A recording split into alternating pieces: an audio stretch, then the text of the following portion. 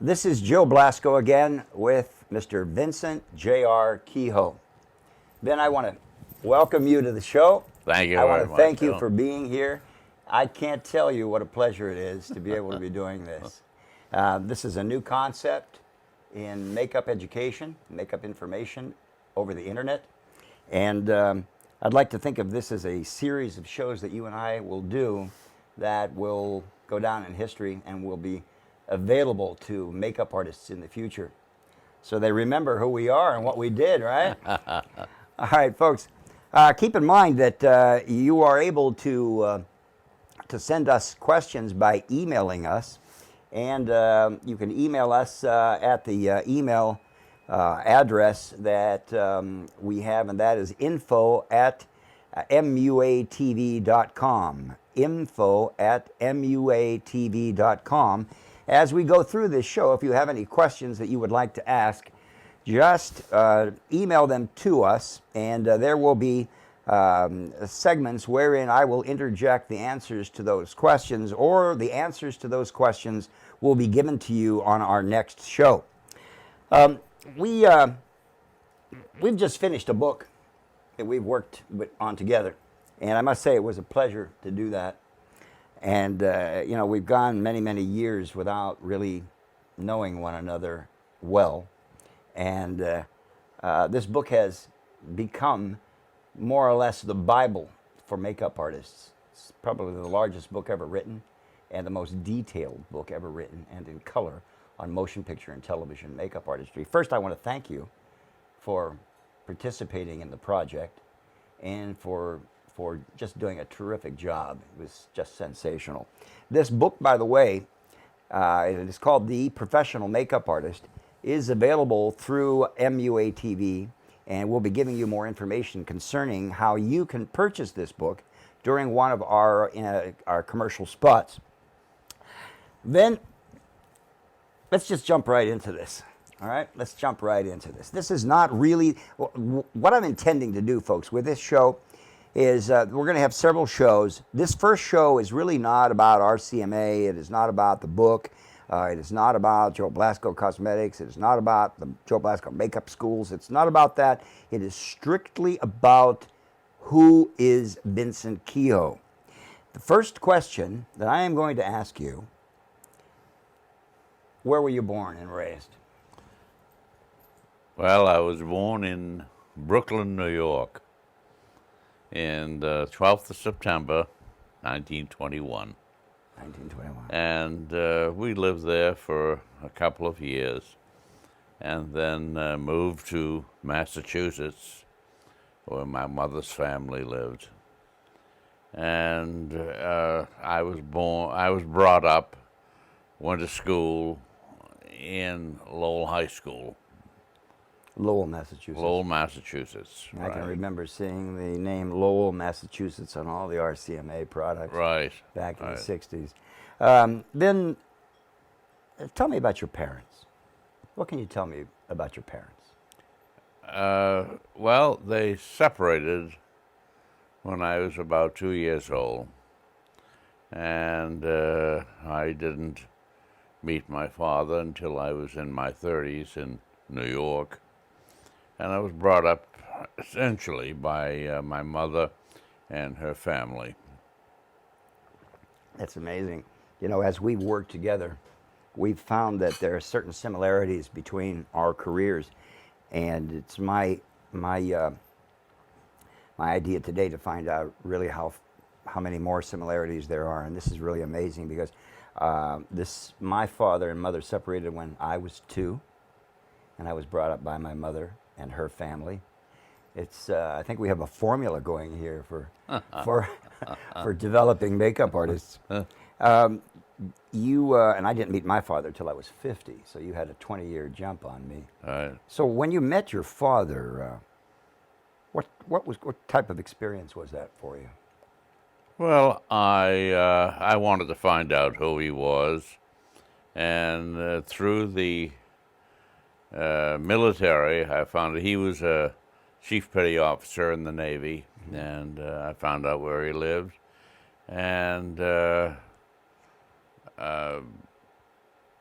contacted him, found out he was a Ford dealer in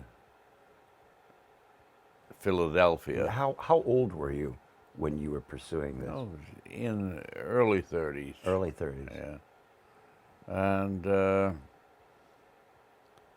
so he came into So you New weren't, York. excuse me, you weren't trying to find him before No. that time. No. So when you began to locate him, to try to locate him, you were very successful in finding him Oh, immediately. yeah. Now, when you first met him, what went through your mind?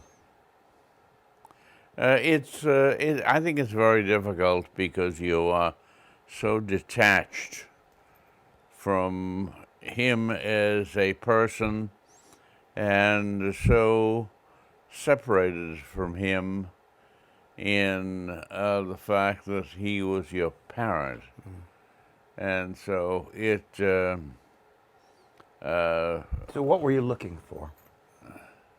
just to meet him, To meet him, just to meet him. to see He who- came to what my he was about? apartment in New York, and that's where we met Oh, I see. So you called him. on 57th Street. And I I contacted him, and he came in, and I didn't know when he was coming or anything, but Yeah. he came in, and we got together and went out to dinner and so forth, and then I went down to Philadelphia to meet he and some of his friends down there. Mm-hmm.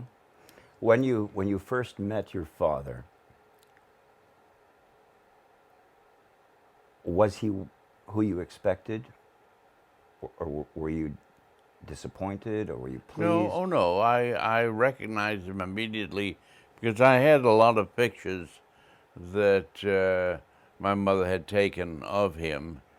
So I had a very good knowledge of what he looked like. It was easily recognizable. Do you feel that had your mother and father not separated, do you feel that you would have pursued makeup artistry, or that would you have gone in the direction that you went if your father had been there to raise you? I don't know. It's very difficult to ascertain that life's direction because it was rather progressive to get into makeup. I was more interested in the 30s in chemistry. Popular Science Monthly was my Bible, so to speak.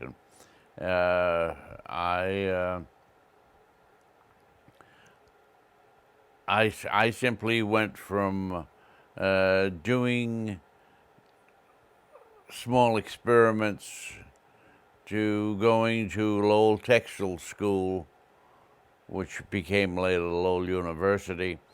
And I met one of the professors there, and he found that my interest was something that was unusual, I suppose. And when I started to experiment with color and organic chemistry, Yes. then I got into wanting to manufacture some of my my own products. I had bought some products by Miners and Miners was an theatrical makeup. early theatrical Yes, makeup. early They were theatrical from makeup. England, were they not? I don't remember. Was it an English I don't- company? Yeah, I don't remember. Well, I know Leichner was Yes, an English Leichner company. was. I think Miners was not. I think And, Miners was from New York. Right. I think that I was interested in that, and I wanted to make some of my own products because I could make them less expensive than I could buy them. Now, you know, we're going to do an entire show on RCMA, but this is about you. That's all right. All right. What were your early interests before makeup, aside from chemistry? What were your hobbies? what did you enjoy as you were growing up as a young man? Uh, well, actually, the idea of chemistry came very, very early when I was very, very interested You had a in little. I that bet you sort had of a thing. chemistry set Number for one, Christmas. chemcraft Exactly. chemistry I had the set. same one. And I had a friend who lived about 3 or 4 doors down from me. His name was Wally Rugg, and he got a number one Gilbert chemistry Ooh. set. And we put the two of them together and started something called United Laboratories Incorporated. And I don't know how incorporated it was. How old were you at this point? Oh, I think we were about, we must have been 9, 10 years old. That's amazing. That is amazing. I did similar things. I had chemistry sets, erector sets. Yes, You remember the yeah. erector sets? I would build robots, you know. And my friend Frank Bolkovac had a 8mm camera that he got for Christmas, and we actually made films when I was 10 and 11 years old that we great. edited together, which we will be showing here on the MUA TV broadcasts at one point in the future. Were your parents wealthy? Did you come from a well-to-do family, or No, were they? they were really middle class. Lowell was a town that had various ethnic personalities, areas, and so forth, and many, many French Canadian people there, many Greek people, Jewish people, and then a smaller amount of Swedish, Portuguese, etc. So you grew up with an appreciation for the various cultures. You Oh, yes, understood very the, much the so. different people more so than Very much than so. most people, Yes. most children do growing up in Right. small towns away from the big city. That's very interesting. Were your parents? I would imagine they were very supportive of. It sounds as though she and her family were very supportive of what. When I say she, I'm speaking of your mother, You're right. which we'll talk about. I think I was brought up in the family of my grandfather and grandmother. When I first got my first number one set, one of my uncles and my aunt's boyfriend decided to show me how to use the set, and they made a fuse. And I know where this is going. and then they made something else that smelled, and so my grandmother came running in and said, "That's what chemistry is: smells and fire and smoke." So I suppose they wanted. So I was relegated to the basement. Exactly. I had a laboratory in my basement because at that time I was watching all of these Universal pictures, and I fancied myself as one of the mad doctors. Of course. And I can remember one experiment is that I wanted to see what would happen if you melted mothballs, the naphtha mothballs. Oh, geez. So I had this apparatus made up, and I had this big jug of water, and then I had mothballs melting on the top. And at one point, when they became molten, in keeping with your chemistry experiments and your laboratory, I allowed the molten mothball material, the liquid, to go down into the water. It exploded, and there was white smoke shooting out, and there was white smoke at least 3 feet off the floor throughout the entire basement. My mother came down, the entire family came down. They didn't allow me anywhere near the chemistry set after that for a long time. So it's amazing how similar our lives were in the beginning. It was coincidental, I think. I think so, yeah. Very much so. Now, would you say you had, it sounds as though you had a really happy childhood. I had a normal, very normal childhood, and went through all the classes and right up to high school. If there was any other member of your immediate family beyond your mother, who you feel helped you and was supportive of you, who would that member be? Well, I think the one that really, they bought me the #1 chemistry set was my aunt Anna, and anything that my grandmother didn't want me to do, she would rather abet me and help me to. Tell me about tell me about your mother, Ben. During this period, was she was working? Did she have to work to Yeah, support you? the whole family was a working family, and I had 4 aunts and my mother, grandfather, grandmother living in the house that he had built. And so it was a rather typical family of the period. Every corner had its own little store, and we didn't have supermarkets, so to speak. When did you realize that makeup was going to be your career? When did this first come into your mind?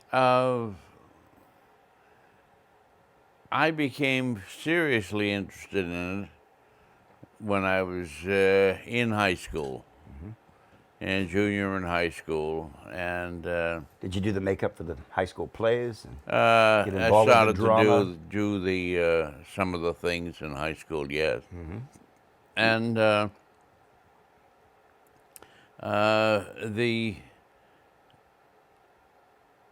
the use of various makeup products and so forth came from my interest in seeing, just like you did,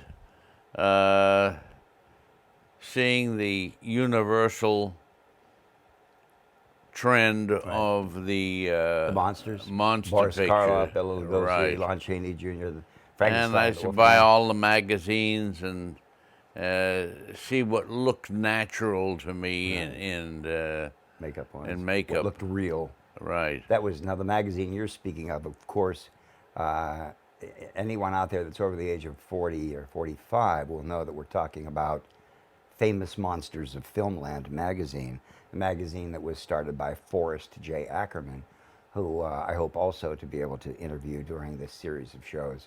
That is the magazine you're talking about, or one of the magazines? That was one of the magazines, yes. And then, of course, they had Modern Screen and Modern Screen. a lot of other movie magazines that had stories in there about Lon Chaney Jr. Yeah. playing We'll talk about him. playing the Wolfman. the Wolfman, and so, and he also played Frankenstein, Yes, he did. the monster, and so forth. Yes. You are an accomplished photographer as well. So one of your hobbies early on was still photography, from what I understand. Well, this happened mainly because I was doing a book on makeup in 1956 that I had a friend who was a photographer and a designer, Al Buticant, and we got to the point where he was going to be drafted into the Army. And I said, Al, what do I do? He said, buy a camera and finish it. So I said, what will I get? He said, get a Hasselblad. Then you'll have a good camera. You'll have a good Large 2 negative, right. And so that's when I got the first camera that I bought, and finished the makeup book myself, the pictures. Now, this is the first book. The first book, 1957. It came out in 1958.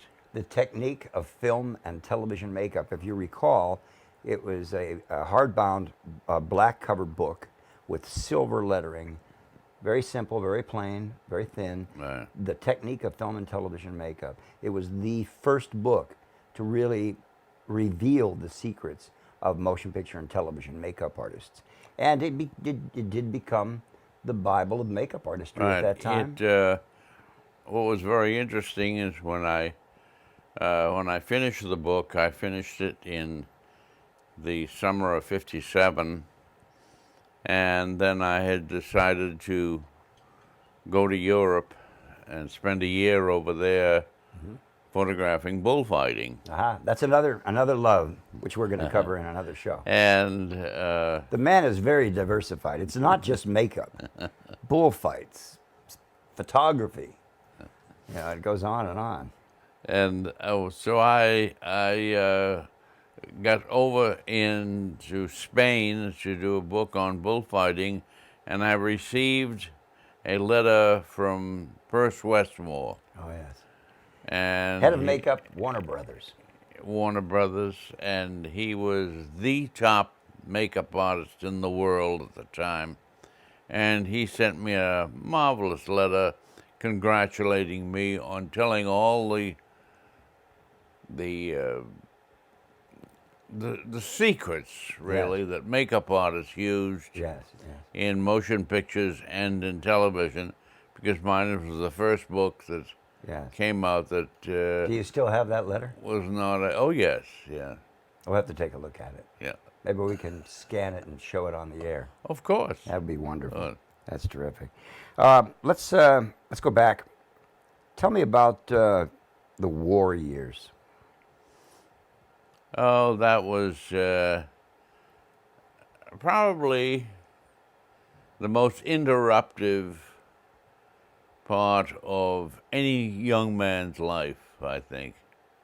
I agree. When he, out of love for his country, decided that he would go into the service.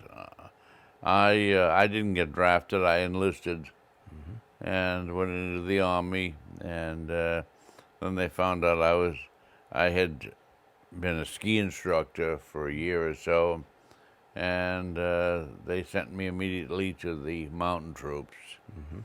And I spent some 600 days in Colorado teaching skiing and to the troops, fighting the cold and the snow and everything else. Yes. And there was something very traumatic that occurred to you during that period. When I finished with that, they broke up the ski troops in summer of 1944, and I transferred me to the 70th Division, and I went overseas with them. Yes. And was wounded in France, and came back through the hospital system and discharged the 8th of October, 1945. Can you talk about... And the 9th of October, I was in school, theater school. Very quickly. Oh, yes. Very quickly. No ways. You're being wounded. Can you give us details of how that occurred, or? Oh, I was in headquarters, and a mortar shell came in and hit headquarters and threw me over the bunk and so forth. And I received all sorts of little pieces of wood and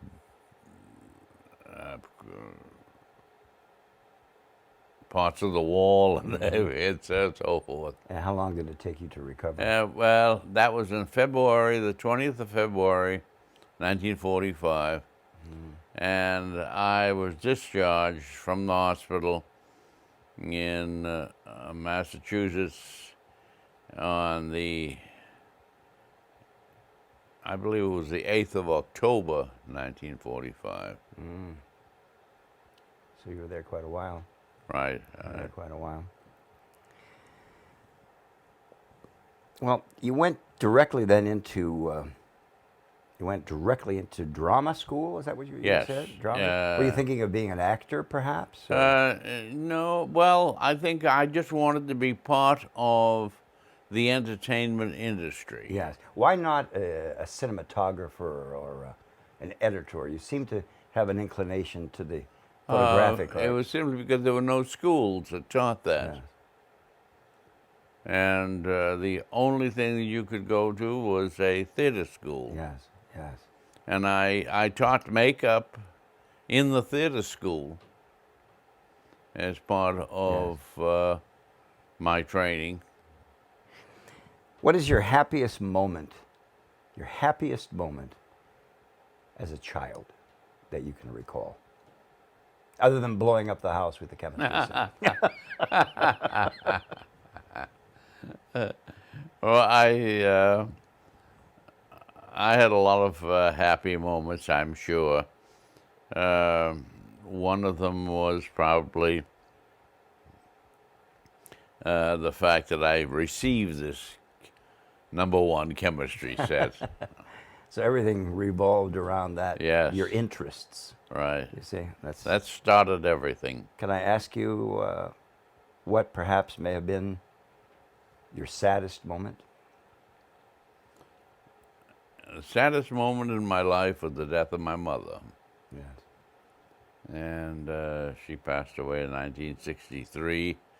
And I felt that I had never done enough to repay any of her love, care, and concern that I could have done. Yes. But she was able to see what you had done to that point. Oh, yes. She yes. saw to what Very degree much you were so. influencing She saw the results art. of what I had done, and Yes. so forth. Yeah. That's very good.